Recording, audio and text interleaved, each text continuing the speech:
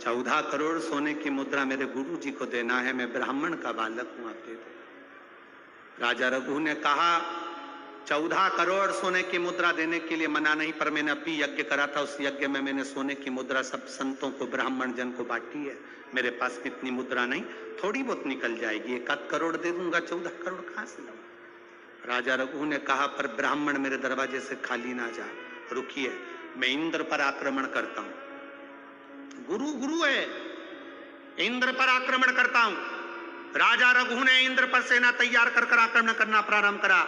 इंद्र का सिंहासन डोलने लगा। इंद्र दौड़ते दौड़ते भगवान ब्रह्मदेव के पास में गए। राजा रघु इंद्र पर आक्रमण कर रहे हैं, इंद्र लोक पर आ रहे हैं, क्या करा जाए?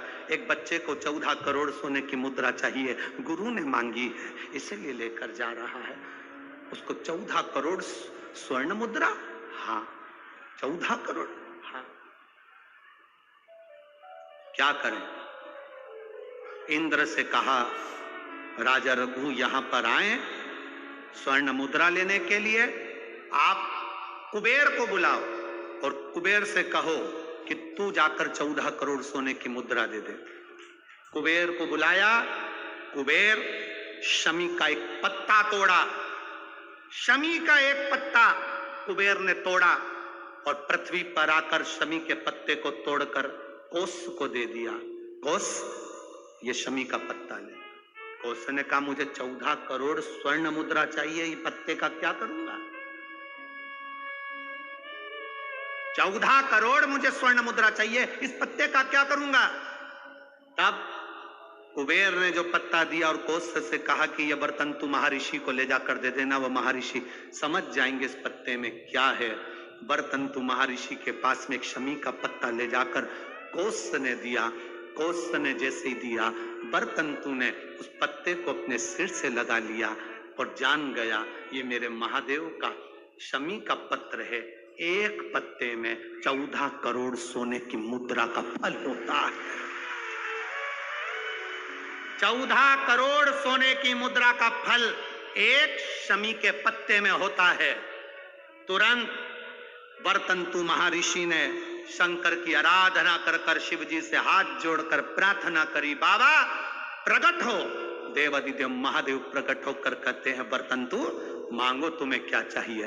बर्तंतु कहते हैं बाबा शरदीय नवरात्रि पूर्ण होने पर जो विजयदशमी आए, उस दशमी के दिन जो एक शमी का पत्र भूलवश भी महादेव को समर्पित कर दे, उसकी जिंदगी में कभी संपदा की कमी ना आए। एक शमी का पत्र, एक शमी का पत्ता 14 करोड़ सोने की मुद्रा से प्रबल हो जाता है। एक शमी का पत्र।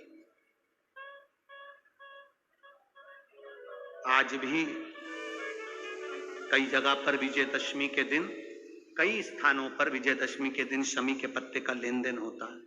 शमी के यहाँ होता है कि नहीं होता हमको स्मरण नहीं है, महाराष्ट्र में तो, पर कई जगह होता है। यहाँ पर भी शमी का जो पत्र होता है विजयदशमी के दिन लोग देकर उसको प्रणाम करते हैं, माता पिता को नमन करते हैं। क्यों?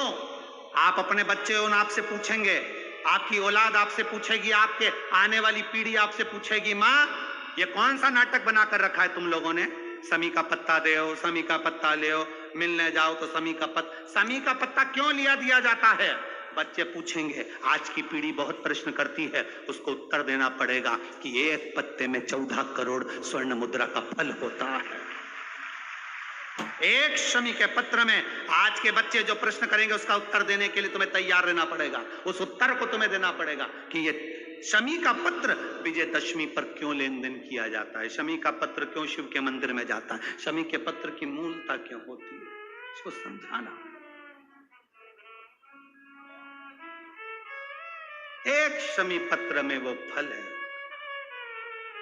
और केवल यही नहीं, शमी के वृक्ष के नीचे, बेलपत्री के वृक्ष के नीचे अगर भूल से भी बच्चा, बूढ़ा, कोई व्यक्ति एक पार्थिव शिवलिंग का निर्माण कर लेता है, भूलवश भी उस पे जल समर्पित कर देता है, भूलवश भी उसके भाव से पुष्प या शमी पत्र या बेलपत्र भी चढ़ा देता है तो वो इस संसार में कहीं ना कहीं सुख भोगता ही है, उसके जीवन में दुख नहीं। शमी पत्र की मूल तक नागपुर की कथा, आज चतुर्थ दिवस की कथा प्रत्येक मानव के जीवन में जानना चाहिए।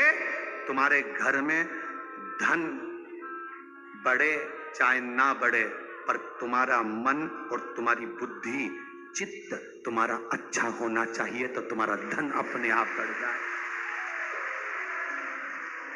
आर्थिक स्थिति ठीक हो और मानसिक स्थिति ठीक नहीं हो तो धन का क्या करोगे? पैसा क्या खाओगे कि डनलप के गद्दे को छाती पे धर के ले जाओगे? क्या करोगे उस धन का? आर्थिक स्थिति से ज्यादा जरूरी है मानसिक स्थिति ठीक होना।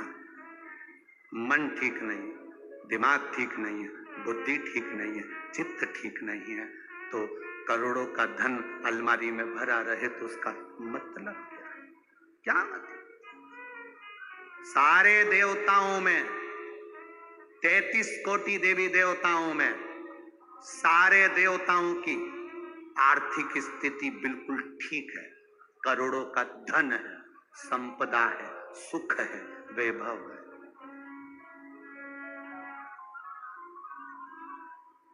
सबके पास में वैभव है, सबके पास में धन है, और मेरे बाबा के पास में आर्थिक स्थिति भी ठीक है और मानसिक स्थिति भी ठीक है। वो दुनिया के मन को अपने कंट्रोल में रखते हैं।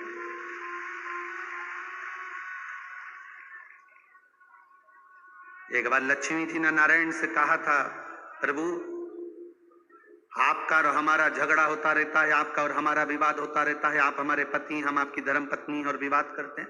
ब्रह्माणी ब्रह्मा जी से कहती है, आप और हमारा विवाद होता रहता है।